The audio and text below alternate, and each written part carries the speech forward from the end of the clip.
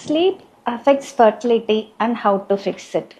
இந்த காலத்தில் தூக்கமின்மை அப்படிங்கிறது ரொம்ப நம்ம நிறைய கேள்விப்படுற ஒரு ப்ராப்ளமாக இருக்குது. ஏன் அப்படின்னு பார்த்தீங்கன்னா, லைக் இப்போ வந்து கேட்ஜெட்ஸ் அண்டு கம்ப்யூட்டர் யூசேஜ் இதெல்லாம் ரொம்ப அதிகமாகிட்டு இருக்கிறதுனால தூக்கமின்மை ரொம்ப பார்க்குறோம்.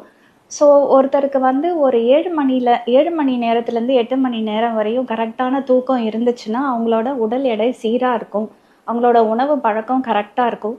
நெக்ஸ்ட் டே அவங்க வந்து ஆக்டிவாக எக்ஸசைஸ் அண்ட் அவங்களோட ரொட்டீனை வந்து பிளான் பண்ணலாம். ஸோ இந்த ஸ்லீப் டிப்ரவேஷன்னால என்ன ஆகும்னா, like hormone problems, thyroid, PCOS அந்த மாதிரி இஷ்யூஸ்லாம் வர ஆரம்பிக்கும் போது கிராஜுவலாக அது வந்து இர்ரெகுலர் பீரியட்ஸ் அண்ட் அதனால ஃபர்டிலிட்டி ப்ராப்ளம்ஸ்க்கான வரத்துக்கு வாய்ப்பு இருக்குது. ஆண்கள் பொறுத்த வரைக்கும் அதே பிரச்சனை. ஸ்லீப் டிப்ரவேஷன்னால அவங்களுக்கு உடல் பருமன் வரப்போ அவங்களுக்கு வந்து ஸ்பெர்மோட குவாலிட்டி அஃபெக்ட் ஆகிறதுக்கான வாய்ப்பு இருக்குது. ஸோ தூக்கம்ன்றது ரொம்ப முக்கியமான விஷயம். அது வந்து 7 மணி நேரத்துலேருந்து 8 மணி நேரம் வரைக்கும் ஆழ்ந்த தூக்கம்ன்றது ரொம்ப முக்கியமானது கூட.